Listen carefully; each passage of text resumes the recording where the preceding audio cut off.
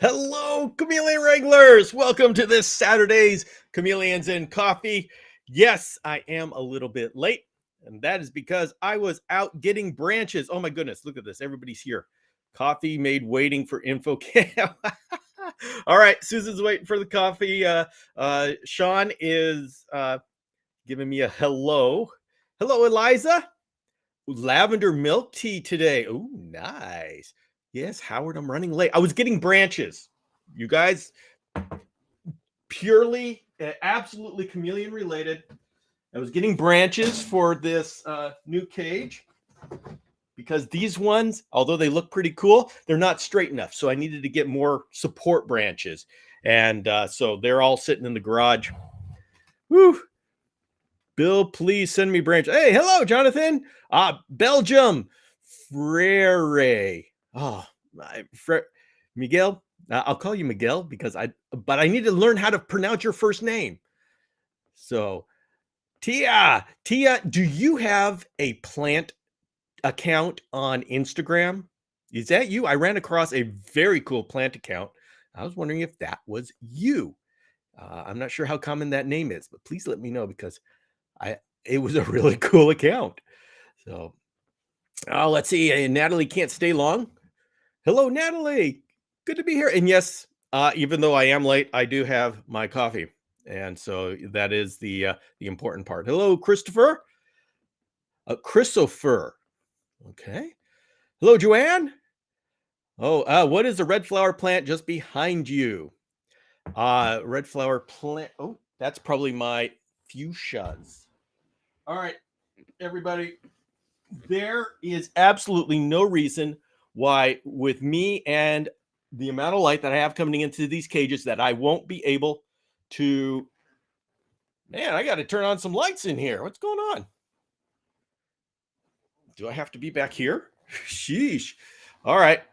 So anyway, this is a fuchsia, and there should be absolutely no reason why I can't be successful with them in these cages. And so I'm going to prove it to myself that I can. Oh. Let's see. Let's get some better lighting. Geesh, I should open the. Give me a second. I'm going to open the curtains. They're just way too dark.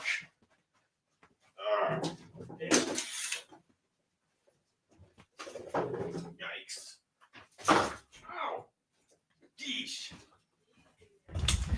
Okay, yes.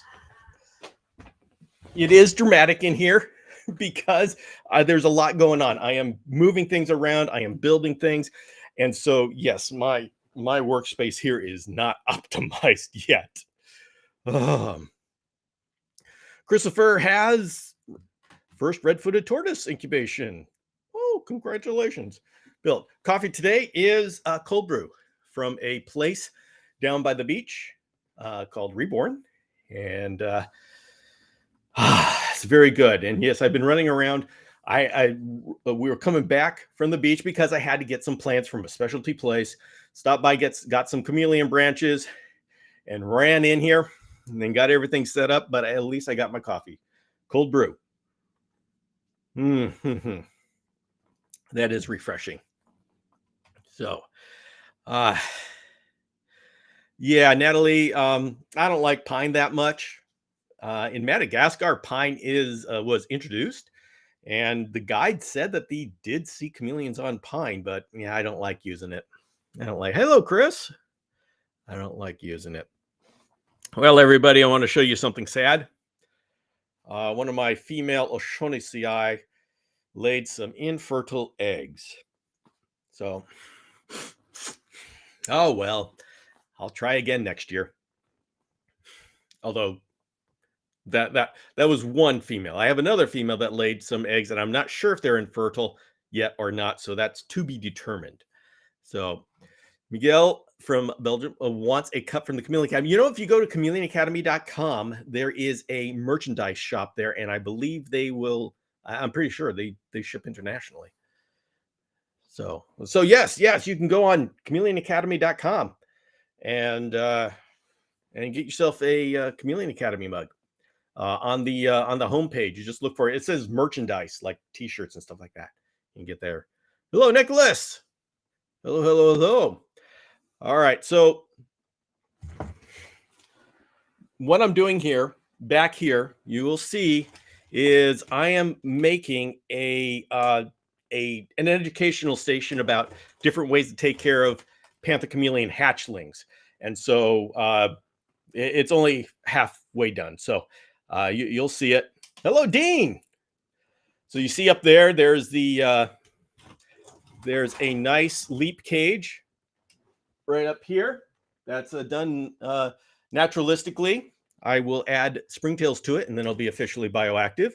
Down there and down here in the corner, you're going to see how professionals would do it if they have large groups and they want to keep things individually, which is how you should keep them. And then behind me, I'm going to demonstrate how to do it in a 2x2 by 4 foot tall cage. And to the sides, which they're in another room, you're going to see I have used the chameleon kit, and I have 2 of them set up with hatchlings growing up, and they are doing great. So let's see. Oh, Tia says, I don't have a plant account. I have a couple hundred houseplants over here. Good. Okay, that sounds good to me. Do you have any Kaluma parsoni? I have a 5-month-old female named Lilith. Yes, I do. I have a male, an old man male yellow-lipped Parsons chameleon. Now, let's see. I do have something. Let's see if I can. Should we do an unboxing here? Figure out one I haven't. Hey, Chandler. Hello. There we go. This is my. I should do this unboxing on a camera here. But I got myself a one of these.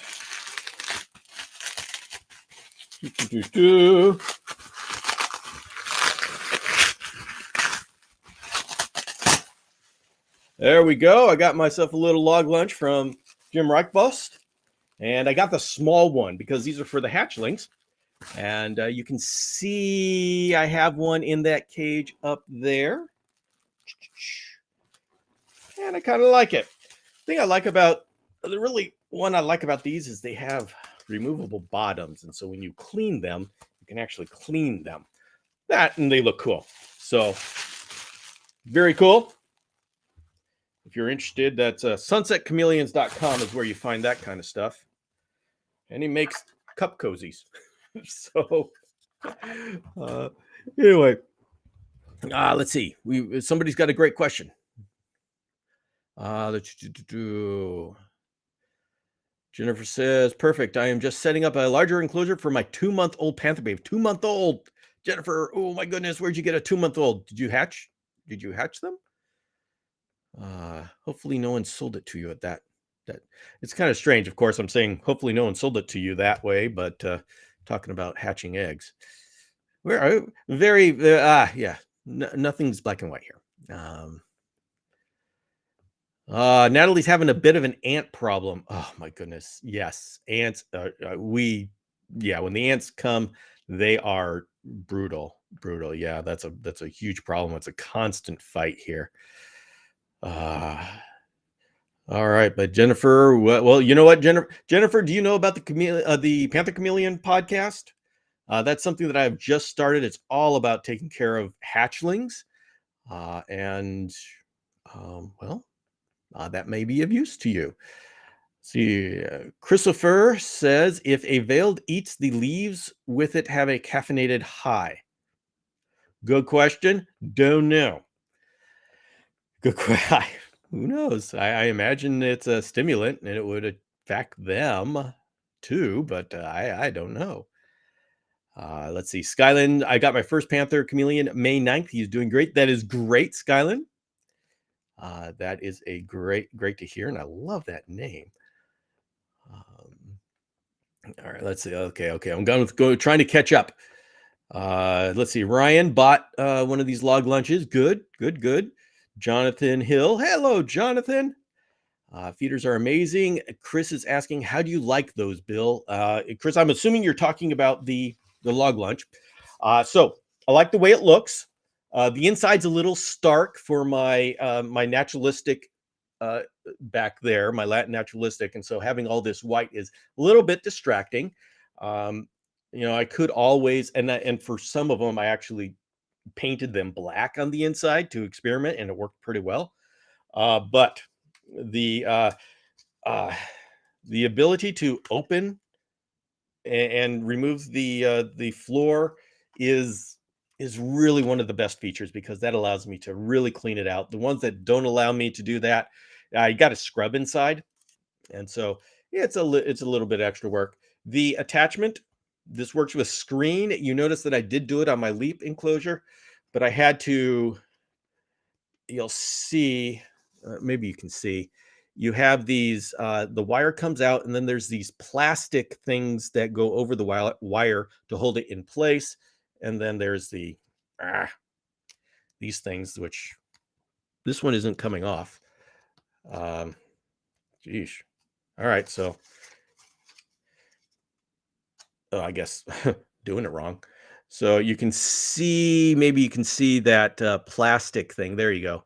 So there's a plastic thing that holds it in place. I had to remove this so it would fit on the Leap, because the walls are thicker for the Leap. But overall, I like them. They've worked well for me, and they look pretty good. All right, Natalie, have a good day. We'll see you. Anne is asking, what is the log? It's a feeder cup. And so it's a feeder run cup. You see, you put your feeders in here. There's a screen here. You can't see it as well. And then the feeders will crawl up this back one and provide movement for the chameleons to zap. And so it's a feeder cup. This is a cup cozy. He makes those as well. Who makes feeder cups in Europe? I don't know. We have a lot doing here in the United States. Does the chameleon have any issues getting inside the feeder? Nope, not at all. They zap through without a problem. This is actually the smaller one. The larger one is larger, and so you have more space with the larger one. But chameleons have no problems getting into that. Let's see. Jennifer says, I hatched him. Okay, Jennifer hatched. So you have a 2-month-old. Jennifer, I would love to see how your setup is. How did you raise that chameleon? I'm just interested because I'm really looking into the hatching situation, and I've got my own way of doing it, but and so I'm really interested in how other people do it. Jennifer, do you happen, if you can find me on Facebook or Instagram, Chameleon Academy, I would love to see pictures, or just tag me in some pictures somewhere. I'd love to see pictures of how you started him and where you're going to go with the cage. Because throughout this I've started another podcast. I don't know if you've seen it, Panther Chameleon Podcast, and I'm specifically targeting people who hatch chameleons and telling them how to do it. So, of course, I'm interested in feedback as to how people have done it with the information that's available. Nicholas, I'm getting ready for a hatchling to hatch in a few months as well. So excited to bring him to the family. Nicholas, great. Please take a look at that podcast. And Jennifer, if you're willing, please, Nicholas, I'd love some feedback. If you can start, I have an episode coming out every week. You can take a look at it in all the major podcasting apps, Apple, Spotify mainly, because you can interact there. And on chameleonacademy.com, there's a big banner, this big thing that says Panther Chameleon Podcast. So I'd really love to get some feedback. Facebook user, hey, Bill. By the way, everybody on Facebook, put a dash with your name, because Facebook protects your privacy and doesn't let me know who you are. I imagine there are chameleons. Yes, there are. Question is, do they eat the leaves?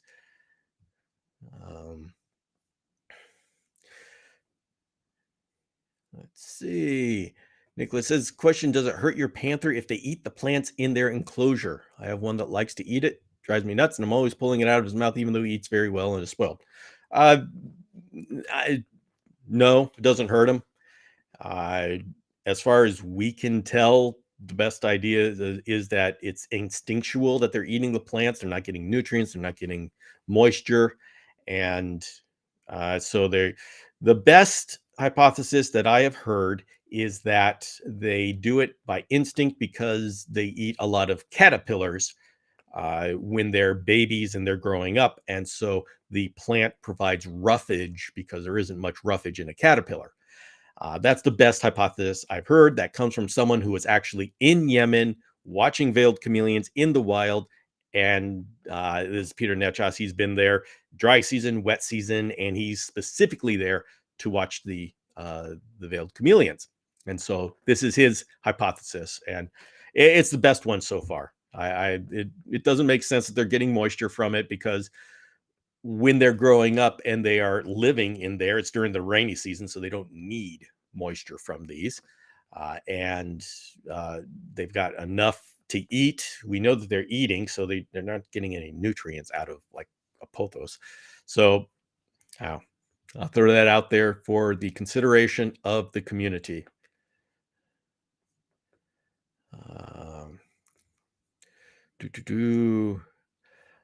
Miguel says, I'm going to make one at work. If you're talking about the feeders, yeah, you can make a real cool one. If you want to make a real cheap one, you can just make one out of a milk jug. And you go on my YouTube channel, you can see there's one where I make a feeder out of a milk jug, and they work really, really well. Let's see, do I have one around here? They work really well, but they look horrible.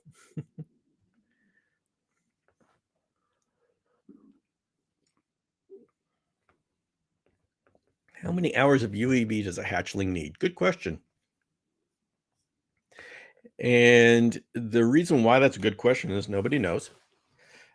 We have so far learned that they do well with a UV index of 3, and generally that's for 12 hours. But they're only using that for a certain amount. So we community, me, think that we could have the UVB at UV index 3 on for an hour or two, and that would do it.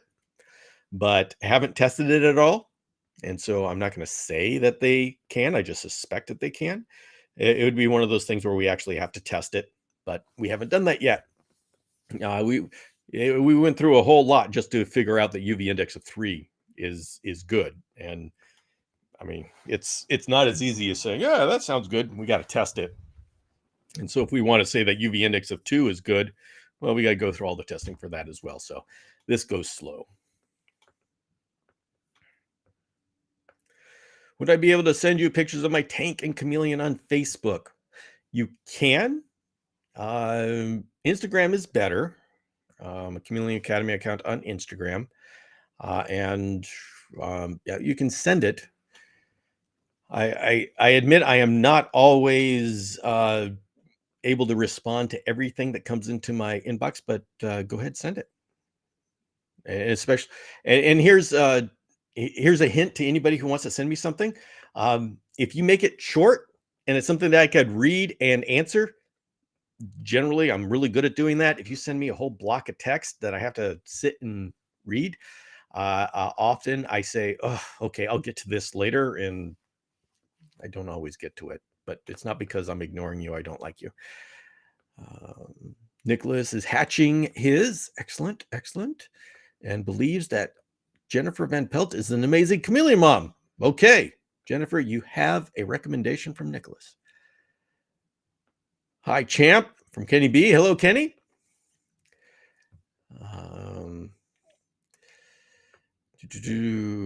Broken code. That's Kenny is saying support Sunset Chameleons. I would love to send you photos of my chameleons family for you to see. If you guys want to send me photos, best place to send it to me is on Instagram. And you can tag me on Instagram and I can see things. That's where I spend a lot of my time. Social, everybody's got so many social media channels. Like you got to pick one. I get lost. Facebook, and oh my goodness, good old Facebook. They went ahead, used to be able to have your account and all your different pages and groups. No, now they give you, if you've got 10 different pages, now you've got 10 different accounts. It's like, come on, it's just confusing. I don't know why they did that. I'm sure there's a reason. Ryan says, I let my chameleons eat all of my banana roaches. The heck with those. Oh, I can't believe you got out of banana roaches. Green banana roaches are my favorite. Yeah, and so for everybody who doesn't know green banana roaches, they are the cutest things. They are these green things where you're thinking, oh, that must be a good feeder. Horrible feeders. They are so fast. They fly. They climb glass and surfaces, so they won't stay in a feeder cup. And so if you are going to feed them, it's like you have to hand feed them. I've been keeping them for years and years and years, and now they're pets. I can't. I feed one or two every year. That's about it. That's all I have time for. Eliza Ann says, I don't dare buy any banana roaches. My husband is terrified of roaches, and I had to work so hard to talk him back into dubious. Let alone something that can fly and climb. Well, don't tell them they fly and climb. Why are you providing so much information, Eliza Ann? I tried to get away with that, and my wife knew I was hiding something, so I really couldn't. She caught me right away. She said, Bill, she caught me dead set and said, Bill, what is it you're not telling me? And so, yeah, I had to come clean. So that's the problem when somebody gets to know you well enough. Yeah, Perry Planeta gives another vote on green banana roaches. Yep. I love them. All right. What are your thoughts on young panthers chewing on a dry stick? My 6-month-old just did it today right after eating cricket. I don't know. I don't think anybody has come up with a reason why panther chameleons chew on sticks. It's been happening for years, decades. We've observed it. We just can't figure out what they're doing. The only thing I would say is don't worry about it. It's normal, and any panther chameleon that has done that has not gone on to have any problems. It's not been an indication of something going on. So I just seems like an instinctual thing, and we don't know. But it's not a problem that you have to be worried about.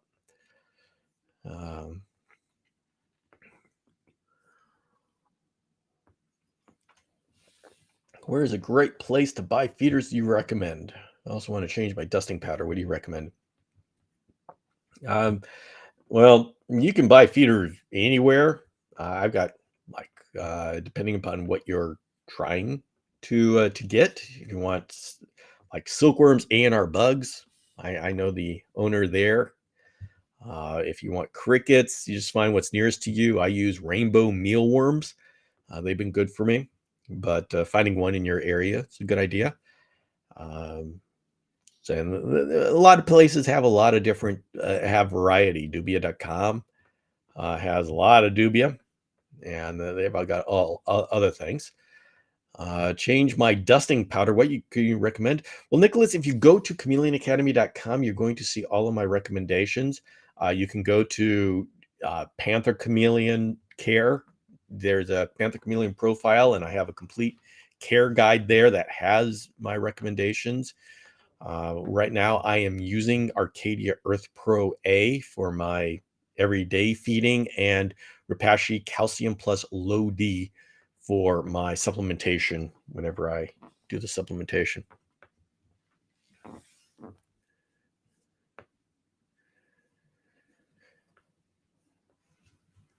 Brandon says, I think they do it to clean their teeth, chewing on the branches.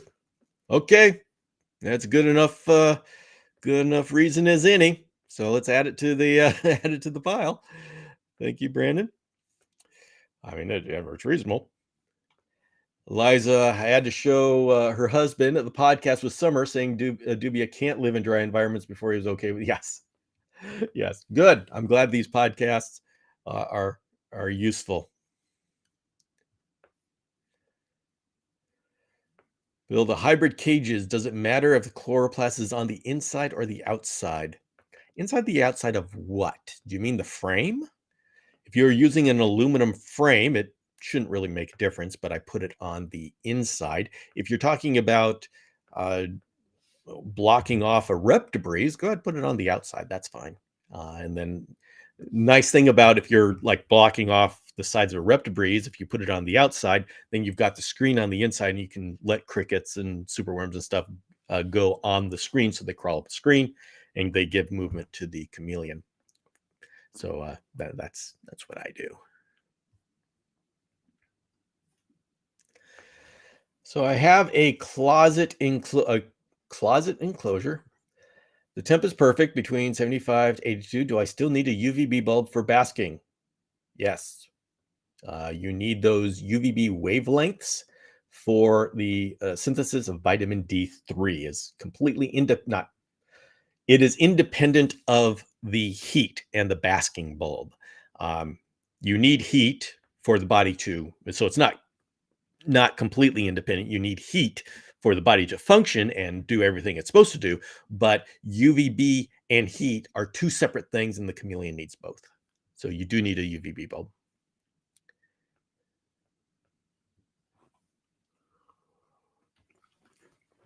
We have been working on raising the standards for husbandry and the industry as a whole for almost a decade. The elephant in the room is, if selling eggs is okay, why can't someone sell a hatchling?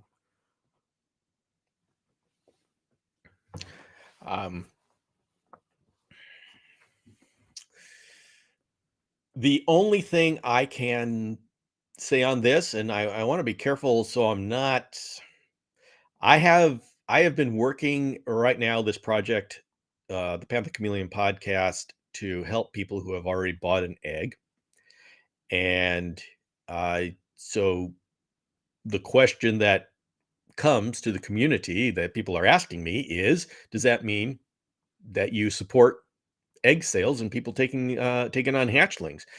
And I would rather people get a well-started juvenile, and I say that on the podcast. But I wanted to get information out there for the people who have who bought an egg. And as for selling, it's okay, why can't someone sell a hatchling? The only thing I can say is that I would rather somebody buy an egg and hatch it out than someone buy a hatchling, because if nothing else, the shipping, the transportation of the hatchling, the moving the hatchling, I'd rather it be born in one place than be transported. But that's not an argument for saying either one of them is okay. So I don't know. I'm going to have to think about how to address that particular issue.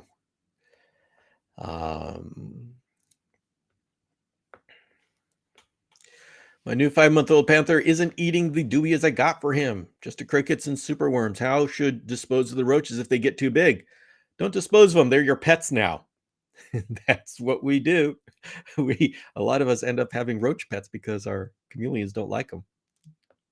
As for just, I don't know how to dispose. I just keep mine. If my chameleons don't eat something, I now have that as a pet.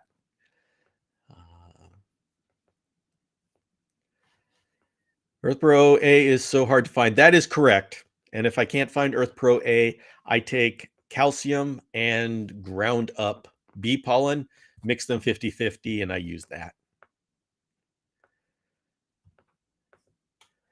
Yes, Earth Pro A is difficult. Sorry about that. Hatchling feeders are a huge challenge. What are some of your tips on keeping the right size feeders available as they grow? My tips are to do a lot of fruit fly cultures and bring in crickets. And this is going to be a lot of effort, a lot of money to feed a hatchling. What people don't know, and I love this idea. No, I don't love it. I'm being sarcastic. This idea that it's cheaper to get into Panther Chameleons by buying an egg, it's completely false and to the point of being deceptive and lying.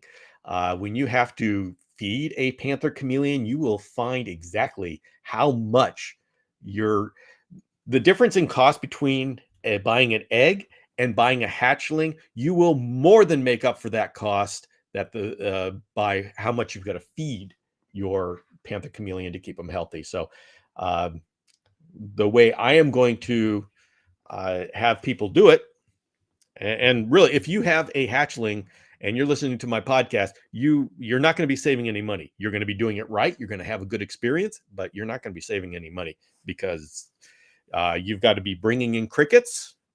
Breeding crickets is a real pain in the butt. And you got to be doing fruit fly cultures, lots of fruit fly cultures. And so that's my tips. And you can do, the process that I am going to be presenting is having fruit fly cultures going and feeding that Panther Chameleon as many fruit flies as they can, stuffing that thing full until they're ready to jump to 1 week crickets, and then pack on the weight with the crickets. Are the hydration requirements for hatchlings the same as adults? My approach to hydration is going to be very similar, but it is much more complicated for hatchlings because they're so small, and you can't blast them with a mister like you can get away with in a 2x2 by 4 foot tall cage. So in my particular approach, there is going to be a combination of fogging and hand misting, and I'll lay out how to do that. But the thing is with it, the babies can be under the same husbandry as the adults with a huge asterisk on there. You have to keep them in the same type of cage as the adults, this huge cage. You can't take the adult husbandry and apply it to a baby cage. If I took the husbandry, and this is one reason for the station behind me, I'm going to show how I'm going to be putting together this 2x2 by 4 foot tall cage. And then we're going to compare it to the husbandry for these small cages. And this is going to give me the ability to explain how you've got to change your thinking when the cage size changes.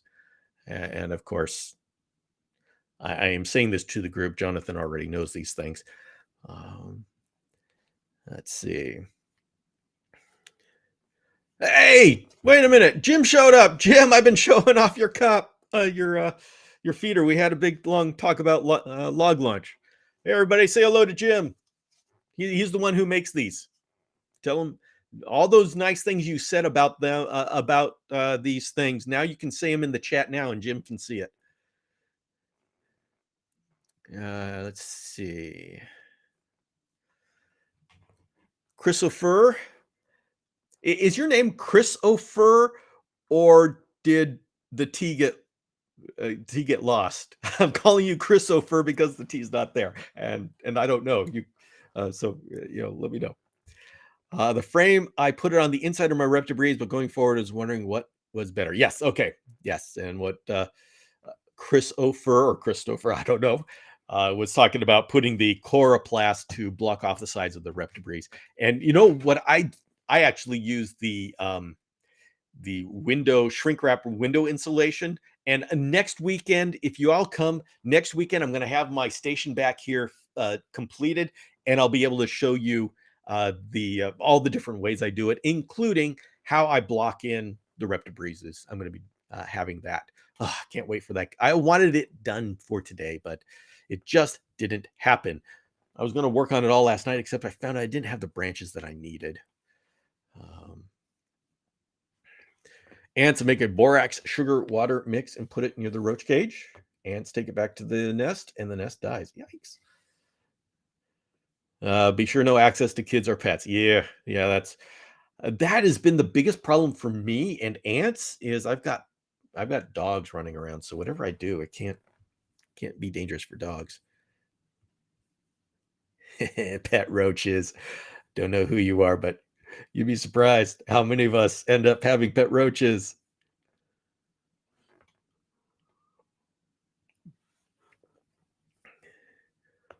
Question or comment about a closet. Quickly realized the heat had nowhere to dissipate, and there was insufficient airflow, among other problems. Yep. I can see how that would happen if you did it in a closet.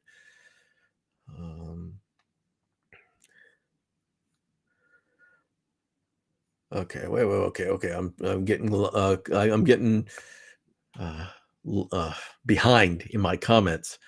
So sorry, people. Nicholas is saying, and now Nicholas hatched an egg. It's a great way for someone who already has knowledge on chameleons to buy a hatchling, but it also depends on who you purchase from as well. Not all sellers are bad, but some are. Okay. And when do you start feeding bean beetles, Jim? I actually start feeding them pretty quick. As soon as the hatchling is big enough to eat bean beetles, I will start supplementing. It just depends on how big they hatch out. So somewhere along in there, I will throw in beetles just for the fun of it. I like feeding bean beetles as well. Let's see. Nicholas talking about an egg. I'm not a breeder, so it's a beautiful thing for me since I enjoy every process of it hatching and watching it grow because I have knowledge and experience. This is why I say this. All right, Nicholas. So 2 questions. First of all, how much experience did you have before you purchased the egg? I'm just wondering, what was your reasoning for purchasing an egg, and how much experience did you have? Because that's really important in when we're talking about whether people uh, can take care of an egg, because the part where I have a problem, and I know a lot of people have problems with this, is it's being sold to people who have no experience. This is the first time they've ever thought about keeping a chameleon, and that's the biggest challenge. And it's presented as this is an easy way of doing it, and so that's what's got a lot of us concerned, because when you get it from a breeder, you have, number one, it's well started. The breeder has taken care of all those things, whether it's going to hatch, if it hatches and it's not healthy, if it doesn't thrive, all of those things the breeder protects the buyer from, the first time chameleon buyer from. And when you're hatching something, you lose all those protections. And so uh, I'd like to know, how much experience did you have? And what were the challenges? How did you figure out how to take care of your hatchling? It sounds like you were successful. And so what was the reason for your success? Inspector Gadget is Howard says feeding small roaches. Okay. Let's see. Best basic advice for breeding crickets. Don't. I'm just kidding. I don't know.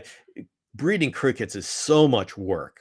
Now, I will say, if you want to breed them, it's a great idea to breed them if you want pinhead crickets, because that's relatively easy to do.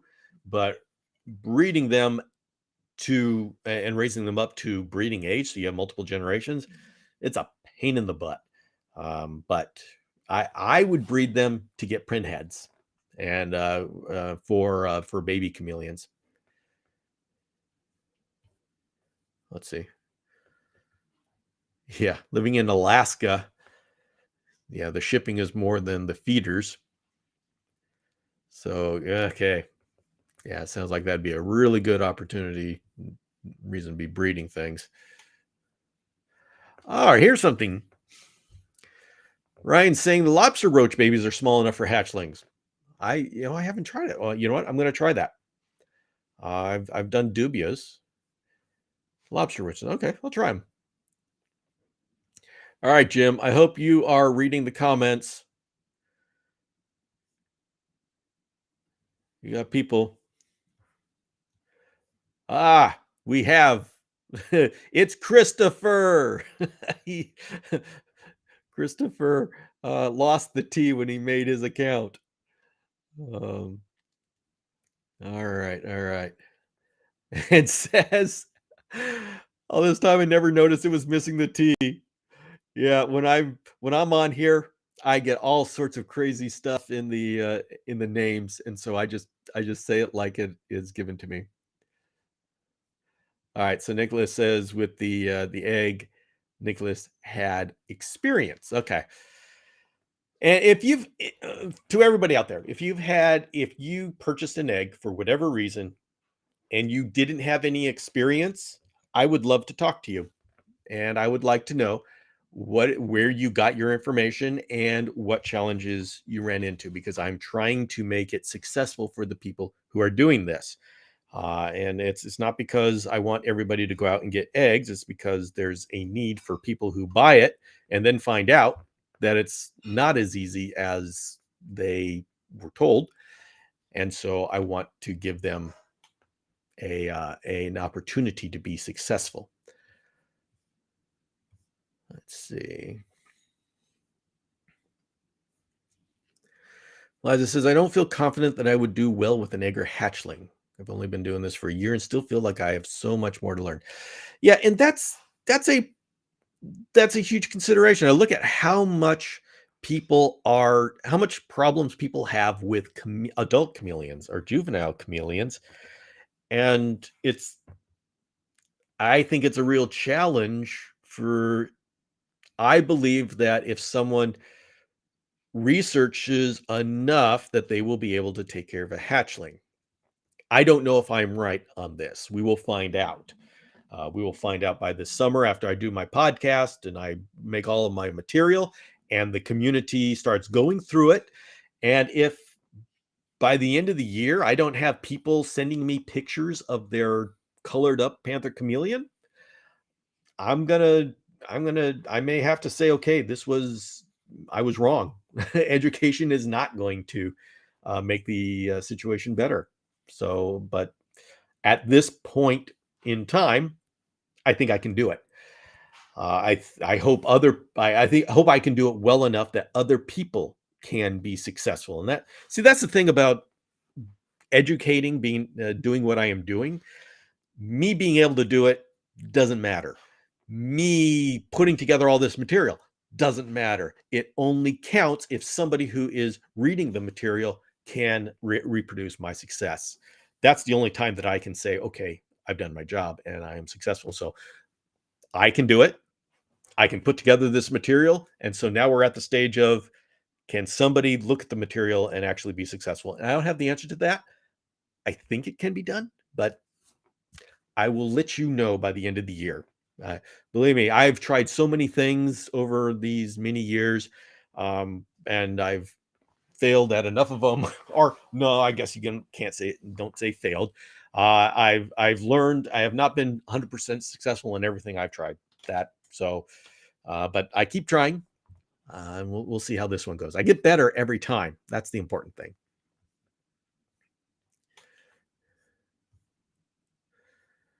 So Ruth was saying, I've had my experience with lobster roaches, but they climb everything and find every little crack to hide in. Switch to red runners. Yeah, kind of like the green banana roaches. Ruthless, use clear, soft, slippery plastic Vaseline at the top. Okay.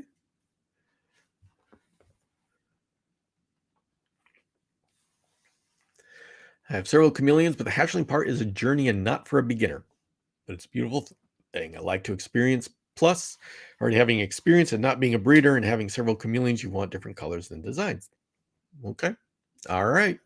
Ruthless says, no, I was talking about refeeding them to chameleons. Yeah, that's the problem. That's a huge problem. Do the babies climb?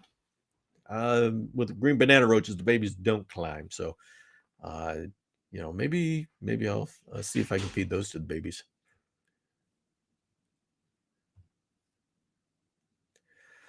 Have you ever thought of using plant pocket bags instead of flower pots? No, I haven't, but it doesn't mean it won't work. Well, okay, I have considered using those, and what Brandon's talking about is using. I mean, they've got these bags that you can put plants in.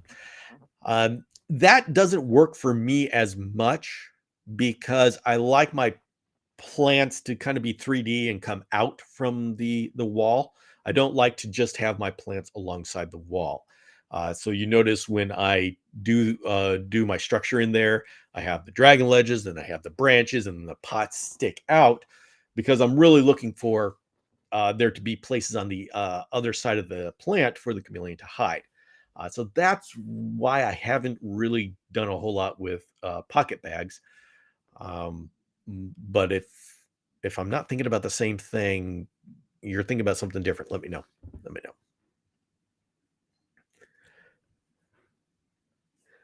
Hit that like button, cam friend. Thank you, Joanne. Yes, everybody, hit the like button on this video. Let YouTube know and Facebook know that this is a great place to be. I really appreciate you all being here. It's kind of fun having a Saturday afternoon that we can talk about chameleons.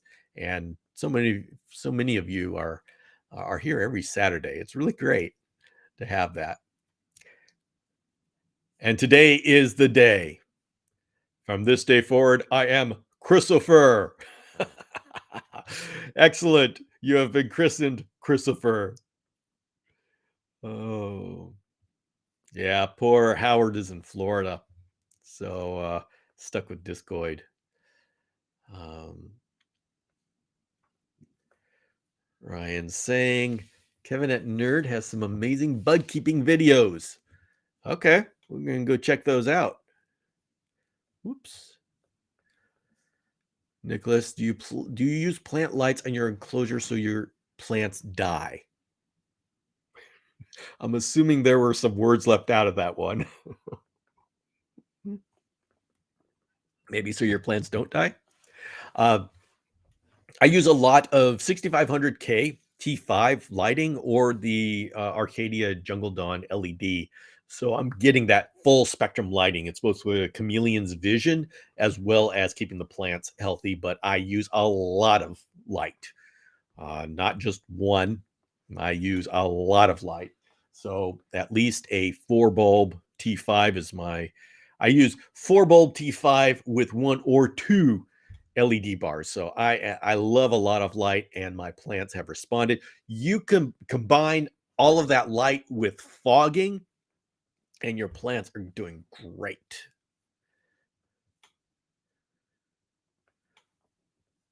Hey, James is here. Late power just restored. Excellent. I'm glad you were able to make it. Yeah, the fogging has temporarily been disconnected because I am building a new cage back there. This is now my Panther Chameleon hatchling station where I'm demonstrating the different ways to raise Panther Chameleons.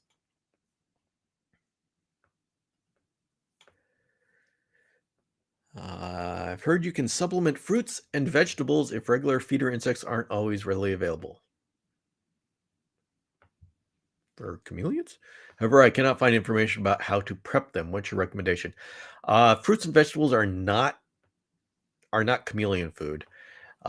Chameleons, especially veiled chameleons, will eat whatever's there. They will eat fruits and vegetables, but that's not sustaining them and giving them the nutrients they need. They're eating those for veiled chameleons will eat anything.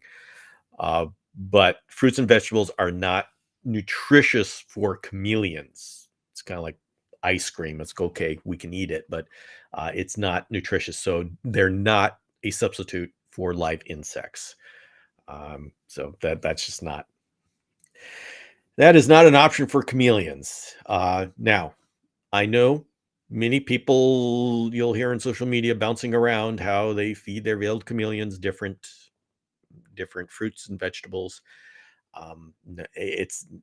They will eat it, but it's not nutritious for them. They need insects.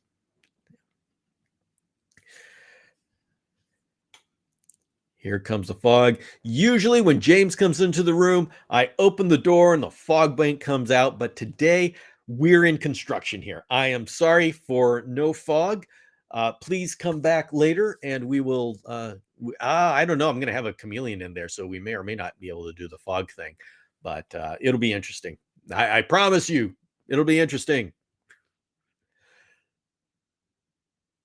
And Ryan, thank you very much for the super chat. This is a way to support the show. If you love the show, go ahead. You can do oh my gosh. Thank you. Thank you, Ryan. Thank you, Joanne. Joanne threw me a super sticker as well. Really appreciate that.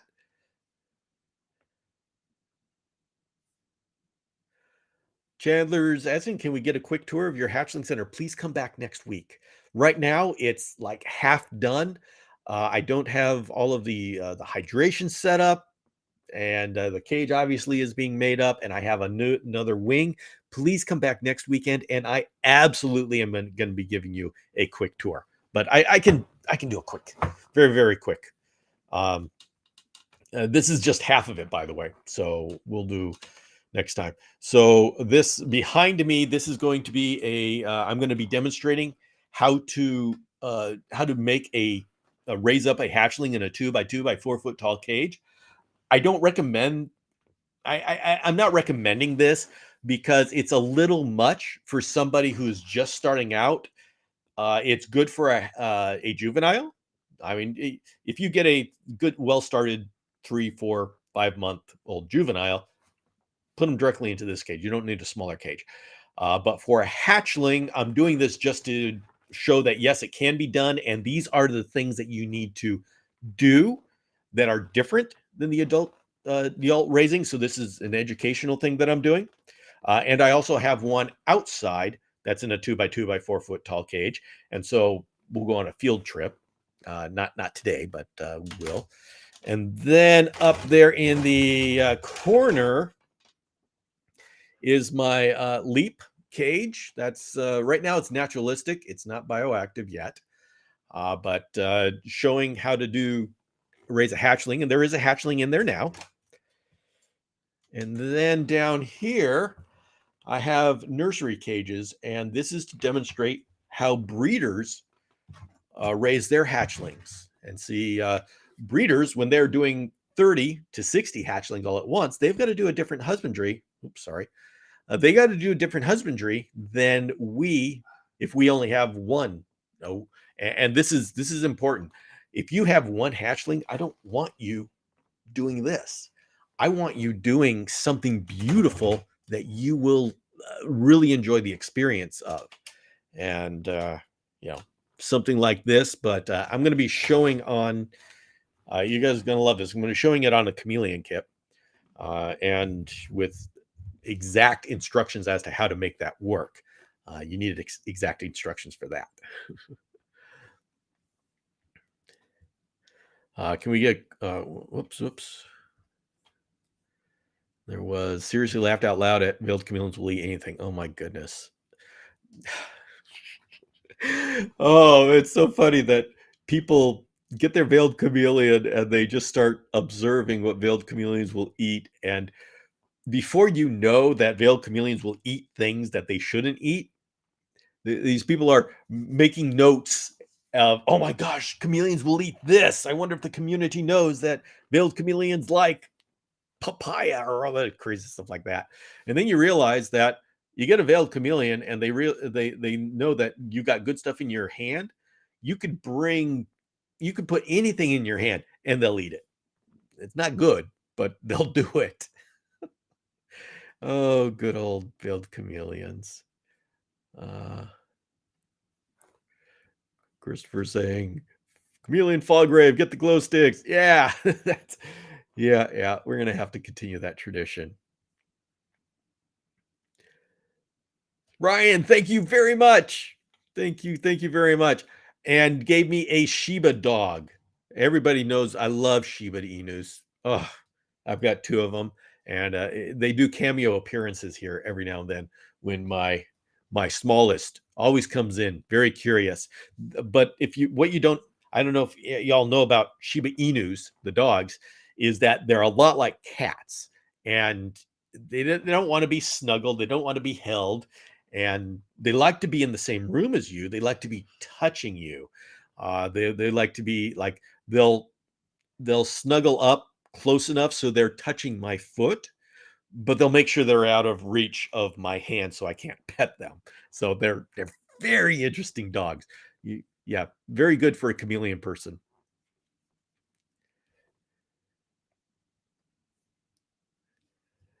Yeah, old school nursery cages. Yeah, and you know why I have old school nursery cages? It's because my wife stole all the new ones, and these are the ones that are available for me. Oh,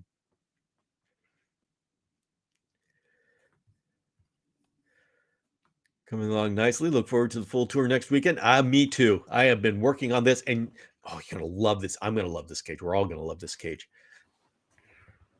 So, here's a little. You'll be seeing some Tridescantia. This is the Zabrina. So it's a little bit of dark purple. I wish you could see the color. This one's not really good. We've got the a certain type of the green prayer plant. Will be in there, and Ficus Replens, I believe it is. Repens. This guy. Now with this guy, it's like paper thin leaves. I'll just say me. You got to make sure this doesn't dry out. The fogging, they love the fogging, and so if you have a fogging system, you can do this. If I don't have a fogging system and I don't have the right misters doing it just right, I can't keep these alive. So working hard. Gonna be working on that one. And I'll have this guy in the bottom. Anyway, I can't wait to show it off. The green prayer plant. And of course, a maiden hair fern. I do so much with maiden hair fern because it's a personal goal of mine to be successful with the maiden hair fern in my different chameleon enclosures. It's a I've been working with maiden hair ferns for a while. They're not easy, and so it's a personal goal of mine. Let's see. Jake Dennis, do you have to write your name after or? Yep. Yeah, for those coming in on Facebook, if you're on Facebook, I don't know who you are because Facebook won't give me your name. If you're on YouTube, I've got your name. And I think if you're on the Chameleon Academy Facebook, they let me know your name. But if you're on like Chameleon Enthusiast, it just tells me Facebook user. And so if you're coming from there, if you're coming from Facebook, just do a dash after what you say and put your name, and then I'll know who's there.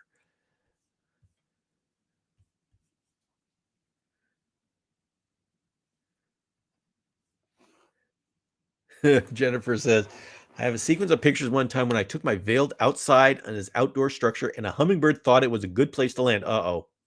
My veil thought it was food. I had to stick my hand in front of his face to stop him from. Yeah, we have pictures of veiled chameleons taking down hummingbirds. They'll go ahead and get some of that preformed vitamin A.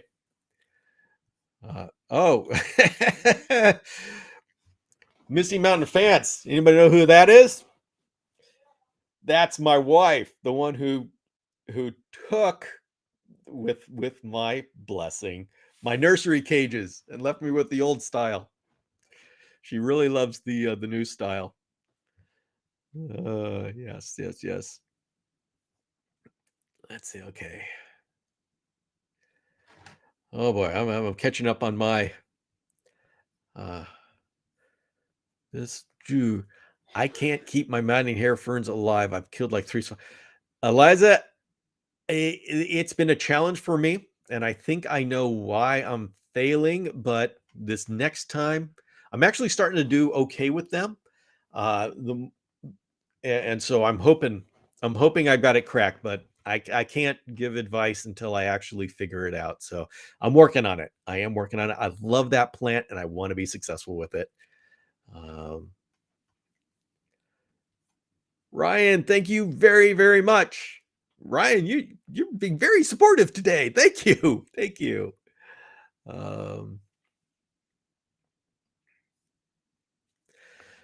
Here it says, some people say foggers are germ spreaders. You obviously haven't had any issues with this. Still, have you considered adding a UVC lamp to your self-made fogger just to be on the safe side? I actually had a fogging system that I did once that I put on a sterilizer, a UVC sterilizer. And I mean, it worked great. I've not considered that now because I have had absolutely no problems over these years. I have had no problems with the foggers. I mean, the people that I've worked with have not had problems with foggers. The I think yes, foggers can be germ spreaders, and I wouldn't say they're not, but I also haven't necessarily seen that play out in actual usage. So at no time would I say that we can take water systems, any water systems, for granted, but also I would suggest, how do I say, the severity of foggers being germ spreaders, I believe, has been blown up out of proportion. Uh, People have been used. I mean, I've had people on. I have yet to have somebody on who lost all their collection because of the fogger. And so I haven't considered a UVC lamp at this time for my collection here. I actually used to have a more commercial facility for breeding chameleons back in a previous life of mine, and I had the UVC there. It was a larger system, a larger place. Um, do you ever give the chameleons total darkness at some point? Not only at nighttime. I give them total darkness at nighttime. I During the daytime, I want to give them sunlight or white light. So I don't understand, what is the context of that question. Why would you ask that? What did you have in mind? I'm curious. Uh, Hey, Dr. Mark Schertz is here. Hello, Mark. Great to hear about the new podcast. It'll be an experience. It'll be fun. I'm having fun with it. I really am. I love Panther Chameleon hatchlings. And so, yeah, I'm having fun with it. Let's see. Eliza is looking forward to hearing how you keep yours alive. Yes, I need to. The thing is, it's one thing to keep maidenhair ferns alive or any plant alive. It's another thing to be able to do it within the Panther Chameleon enclosure. And so that's the challenge. And of course, that's a challenge that I take on. Everything that I keep alive, it's okay. But if I'm doing it inside the Panther Chameleon enclosure, that's what really counts.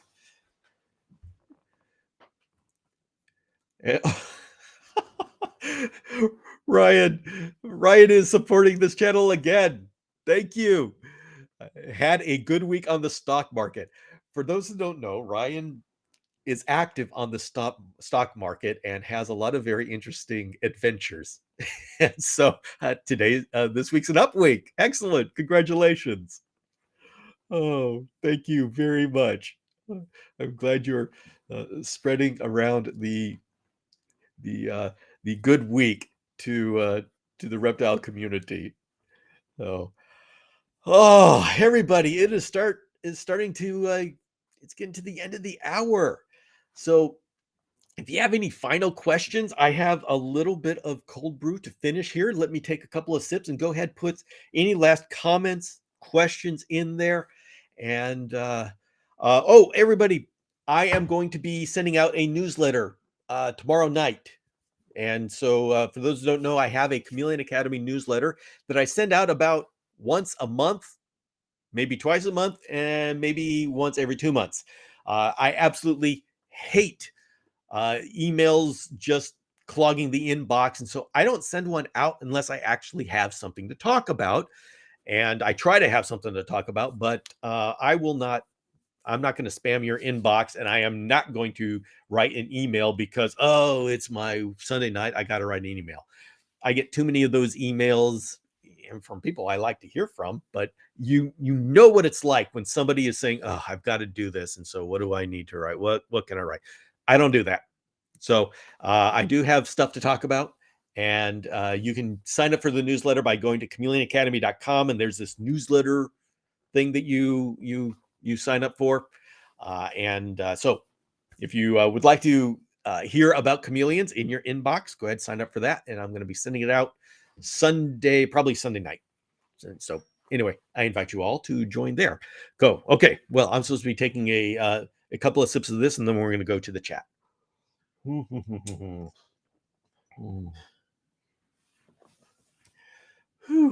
All right, let's see.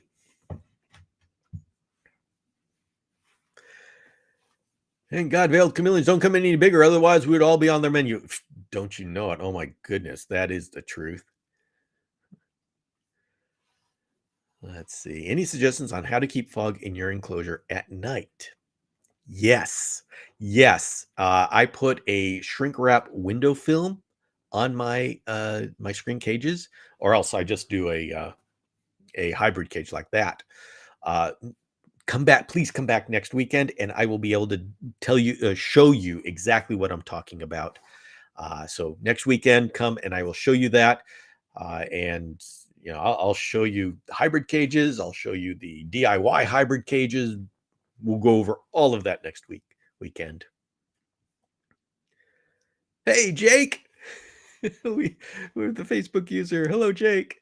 Yeah. The whole name thing is a little bit. You can join me on YouTube, and that's where things work better on YouTube. I go ahead and I put this on Facebook as well, so people who are just going by can say, "Hey, look at that," and they can join in. But if you want to come here and be a serious